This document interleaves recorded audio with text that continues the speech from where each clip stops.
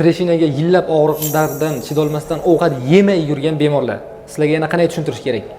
Svecha, maz, hozirgi bemorimiz ham hamma narsani 1 yildan oshiq qilgan, orqasi og'riqdasidan torayib ketgan, axlat chiqolmaydigan darajada. Ovqatni-ku endi yemay qo'yavergan, og'riq qanday chiqaraman deb o'ylab 90 kilodan 70 kiloga tushgan. Tuzalmaysizlar baribir svecha mazlar bilan. Nima qilasizlar o'zlaringizni aldab? Yana qanday tushuntiraylik sizlarga? Hamma narsani tiqib ko'raverib, sinab ko'rish jonlaringizga tegmadi. U hamma joyni, hamma svecha mazlarni sinaydigan joy emas-ku, teshik.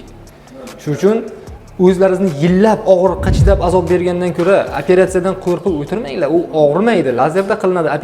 Operatsiyadan keyinni o'ylashadi. Bemorimiz ham operatsiyadan keyin og'riq bo'lmaydimi deb. Bo'lmaydi og'riq. Aksincha, hozirgi og'riqlaringiz kamayadi. Hech bo'lmasa 50-60% ga kamayib, normal hojatga chiqadigan odam bo'lasizlar. Shuning uchun o'zlaringizga har xil svechalardan foydalanmasdan nozik masalalarni nozik odamlarga ishonaveringlar.